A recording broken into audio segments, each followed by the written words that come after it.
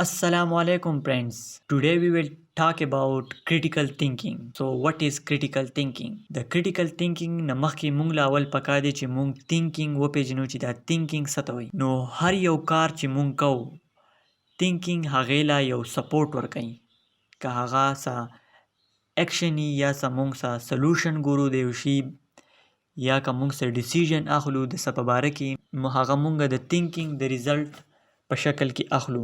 نو مونږ سوچ کوو چې مونږه څه شی ډیسایډ کو چې مونږ له په لنچ کې دا خوراک پکار دی یا مونږه یو پروجیکټ شیډیول کوو نو مونږ به په دې ټایم باندې ځو. اول مونږ سوچ کوو چې مونږ به د یو کس سره خبره کوو. مونږ به ورته اول څه خبره کوو. ایون مونږ چې اوده یو نو هم مونږ سوچ کوو. خو کریټیکل تhinking او thinking چې دی دا لږ شانتې مختلف دي. ډیر خلک کریټیکل thinking داسې ډیفاین کوي چې یو انالیټیکل thoughtful questioning یا پرابلم یا نان ایموشنل ارګنایزډ انوویټیو لاجیکل ایگزامینینګ ډیټیل آوټساید د باکس ساینټیفیک پروسیجرل داسې قسمه thinking ته مونږ کریټیکل thinking وایو. خو په دې بوک کې کم اتر چې کریټیکل thinking له نوم ورکړی دی هغې ته هیډ سکریچینګ وایي. هیډ سکریچینګ هغه داسې ډیفاین کړی دی چې کریټیکل thinking فرسټ اف آل دا خبره یاد ساتل دی چې کریټیکل thinking is not automatic thinking. It is manual thinking. دویم خبره چې دا به خامخا purposefully د دې به خامخا څه purpose وي. دریمه being aware of the fertility of your thinking. څلورمه دا به یو پراسس په شکل کې. پنځمه خبره چې د دې به خامخا څه دا چې مونږ یوز کوو نو خامخا ټول سیټ په د دې لپاره استعمالیږي. د اټومیټیک thinking یو اگزامپل په دې بوک کې اتر ورکړی دی. تاسو ته په سکرین باندې به راشي. لږ دا ویډیو پاز کړئ او ټرای ټو ریډ دیس. ناو که تاسو وګورئ نو تاسو دا څنګه ریډ کو. که انګلیش تاسو خپل نیټیو لینګویج نه دی خو بیا هم تاسو کویکلی ایز وول ناٹ نیټیو لینګویج به تاسو دا ریډ کړئ. په دې کې ډیر شي لیټرز چې دي هغه میکس شوي دي، جدا جدا لیکل دي، خو تاسو به بیا هم په هغې پوهیږئ چې دا ټکی لیکلی دی. دا اټومیټیک thinking دی.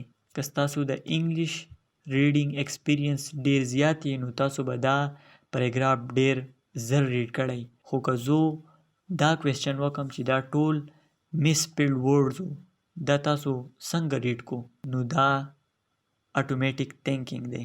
اوس تاسو کوشش وکئ چې تاسو ته په سکرین باندې زه یو پیراګراف بل خیم چې تاسو په هغې کې په 15 سیکنډ کې د اف او اس تعداد معلوم کړئ چې په دې کې اف او اس څومره دي. تاسو وکتل په دې کې اف او اس څومره دي. اف کې یو کم شمار کړی دی نو تاسو به د اوف کې اف هیر کړئ ځکه چې په دواړو په ټول پیراګراف کې اف او د اس تعداد 6 دی. تاسو به خامخا یو اوف میس کړئ. نو په دې اگزامپل کې په دې اف اس ټیسټ اگزامپل کې دا وایي چې ستا برین انفارمیشن څنګه ډسکارډز کوي چې هغه کله اپریټینګ ان اټومیټیک موډ کې. کله چې هم تاسو خپل آیز کولاو کوئ نو په دې کې بلیونز اف انفارمیشن په بیټ پر سیکنډ کې برینز ته لاړ شي. په دې کې دا مشکلات راځي چې تاسو ته یو شی په ډیپ سینس کې نه ښایي. یو بل اکټیویټي کوو چې تاسو ته پته ولګي نو کوشش وکړئ چې په دې فیګر کې پروډامیننټ شیپ کم یو دی. تاسو ته کم یو پروډامیننټ شیپ ښکاري. تاسو به وایئ چې سکویر وایټ. که تاسو لږ سوچ وکئ که دا کوارټرنر سرکل د دې باونډریانو نه مونږ لر کو سکویر به مکمل ختم شي. دا یو اگزامپل دی د اپریټینګ او اټومیټیک موډ. خو که ته هم چرې د یو شي په باره کې ډیر thinking کې نو تاله پکار دی چې تو د اټومیټیک موډ نه وځې او مینول موډ ته راشي. دې ته کریټیکل thinking وایي. د کریټیکل thinking بینیفټس ډیر شي دي. کریټیکل thinking چې دی ستا په پرابلم کې ډیر په ښه طریقه باندې چینج راولي یا ستا په ډیسیژن کې یا په یو سکل جوړولو کې ډیر ښه کردار ادا کوي. هغه یو ډیسیژن ستا لپاره بیټر کوي. ستا انډرسټینډینګ د یو پرابلم یا د سچویشن هغه مکمل کلیر کوي. ستا کم کنکلوژن یا کوالټي ډیسیژن هغه تیزی او اکوریټ کوي. که تاسو زموږ د فیسبوک او انسټاګرام پیج ته راتلل غواړئ د هغې لینک په ډسکرپشن کې دی.